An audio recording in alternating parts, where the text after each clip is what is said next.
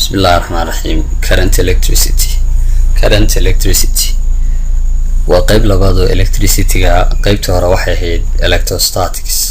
qaybtana waxay ka hadlaysaa electricity soconaya qaybta hore haday ahayd electricity taagan qaybtana waxay ka hadlaysaa electricity soconaya electric current what's electric current waa maxay electric current electric current is the rate of flow of electric charge electric current marka la define gareynayo waxa lagu define gareeyaa electric current is the rate of flow of electric charge waa rate-ka ama qiyaasta ama muddada uu ku socon karo electric charge ayaa la yiraahdaa electric current is the rate of flow of electric charge there are two charges waxa jira laba nooc oo charges ah mid waa negative charge carried by electrons waa charge negative oo ay qaadaan electronadu waxana calaamadu ah minus iyo positive charge carried by protons iyo positive charge ay qaadaan ama ay gudbin karaan protonadu oo ay calaamadu tahay plus laba nooc oo charge baa jira mid waa negative charge particleska negative charge kale oo ay qaadaan electronadu calaamadna waxa negative iyo particleska positive charge ka oo ay qaadaan protonadu waxana calaamadu ah positive okay electrons can move but protons do not move electronadu way socon karaan iyagu laakiin protonadu ma socon karaan sida halka inooga muuqata electronadu way gudbiyaan negative charge ka laakiin protonadu de ma socdaan iyagu way gudbiyaan laakiin ma socdaan iyagu okay a single electron carries 1.6 times 10 power negative 19 coulombs of charge halka electron wuxuu gudbin karaa amount charge oo inta u dhiganta inta soo coulomb oo charge ayuu gudbin karaa halka waxaanu ka arkaynaa qodob labaad oo muhiim ah oo ah charge-ka inuu halbeeg yahay ama lagu cabiro coulombs marka one electron wuxuu qaadi karaa 1.6 times 10 power negative 19 coulombs buu qaadi karaa okay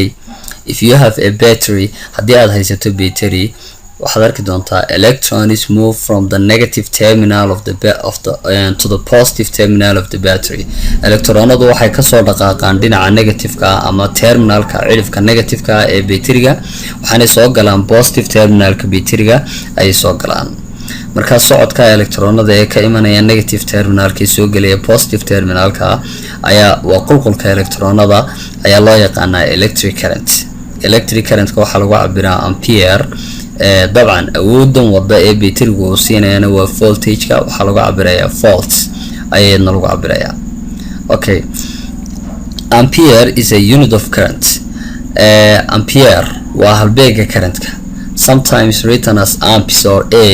marka qaarkoodna waxa loo qoraa amps ama a capitalna waa loo qoraa ampere waa halbeega current-ka marka marka qaarkood waxa loo qoraa amps ama a oo kaliya ayaa loo qoraa since current is the rate of flow of charge maadaama uu current-ku yahay rate-ka uu ku socon karo charge-ku ama qiyaasta uu charge-ku ku socon karo it's the quantity of charge waa xaddiga charge-ka passing a point in 1 second hal point ama meel cayimay ka gudbaya muddo hal second gudaheeda maadaama uu current-ku yahay rate-ka uu ku socon ama time-ka meesha hadduu rate yimaado dabcan time baa meesha imanaya marka maadaama current-ku yahay rate-ka uu ku qulqulo charge-ku ama uu ku socdo charge-ku waa xaddiga charge-ka ee bar cayiman ama bar gaara baas gareynaya ama dhaafaya muddo hal second gudaheeda okay marka current-kii waxaynu niri waxa halbeeg waa ampere 1 ampere wuxuu u dhigmaa 1 coulomb per second current-kii waxaynu ku tilmaamay inuu ampere halbeeg u yahay charge-kana waxa lagu cabiraa coulomb time-kana dabcan waxa lagu cabirayaa second si adaraadeed 1 ampere waa 1 coulomb per second oo muujinaysa in current-ka lagu helo current-ka lafaantiisa lagu helo charge-ka oo loo qaybiyay time-ka current equals charge over time marka calaamad ahaan ama symbols ahaan loo qorana current-ka oo I waxay la mid tahay charge-ka oo q oo loo qaybiyay time-ka marka I equal q over t daas waxay muujinaysaa I waxay u taagan tahay waa current q na waxay u taagan tahay waa charge t dana waxay u taagan tahay waa time ay u taagan tahay okay electron flow versus conventional current waxa loo yaqaano electron flow iyo conventional current isbarbardhigooda marka la isbarbardhigayo waxa la yiraahdaa currentku wuxuu ka yimaadaa waa socodka electronada ka imanaya negative-ka ee soo gelaya positive-ka laakiin bariga hore dadku waxay u haysteen currentku inuu ka yimaado positive-ka oo negative ka soo galo marka muddo fara badan baa arrinta lagu soo dhaqmayay markii dambe electronada loo ogaaday lama bedelin arrintii qadiimiga ahayd sideedii baana loogu dhaqmaa ilaa hadda marka iminka waxa la yiraahdaa electronada ka yimaada dhinaca negative-kana waxa la yiraahdaa un electron flow current-ka waxa la aaminsan yahay oo bariga hore sidii loo aaminsanaa baa lagu daayay hadda marka waxa la yiri inta maadaama electronadu ay positive-ka ka yimaadaan inta electron xagga positive-ka ka yimaada waxay soobaan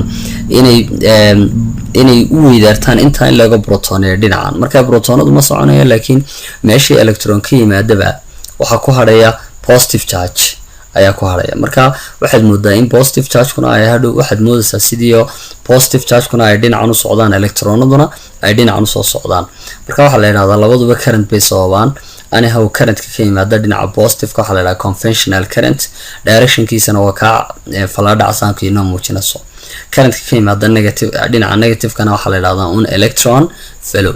ayin baa loo yaqaan direction-kiisana waa calaamadaha buluugii ka inoo muujinayo marka labaduba way jiraan size ahaan way isleeyihiin inagu laakiin waxa badiyaa la isticmaalaa kan xagga positive-ka ka imanaya waxaana la yiraahdaa conventional current waa current from positive to negative ayaa la yiraahdaa conventional current waana inuu isticmaalayo waa current-ka caadiyan loo isticmaalo circuit symbols calaamadaha circuit-ka aad bay muhiim inaan xabad u baranaa kuwan cell waa battery-ga ama dry cell-ka waxa loo yaqaano markuu laba noqdo laakiin la yiraahdaa battery sida imka aad arkaysaa bulb waa laambada ama waa guluubka switch waa kan light-ka lagana shido lagana baktiyo resistor waa dab caabiye waa wax kasta oo dabka joojin kara ama caabin kara variable resistor waa caabiye isbedbedelaya ama waa resistance-kiisu uu isbedbedelayo la badin karo lana yareyn karo thermistor waa nooc kamid ah resistor-ka oo la shaqeeya heat-ka oo haduu waa resistor haddii heat-ku ku bato resistance-kiisu hoos u dhaco waayo thermo waa heat LDR waxa loo soo gaabsaday light dependent resistor waa resistor la shaqeeya light-ka oo marka light fara badan lagu soo iftiimiyo resistance-kiisu hoos u dhaco ammeter waa saacada lagu cabiro current-ka voltmeter waa saacada lagu cabiro voltage-ka labaduba magaca dambe ka sameeyeen meter diode waa electronic component fuse isaguna current-ka ayuu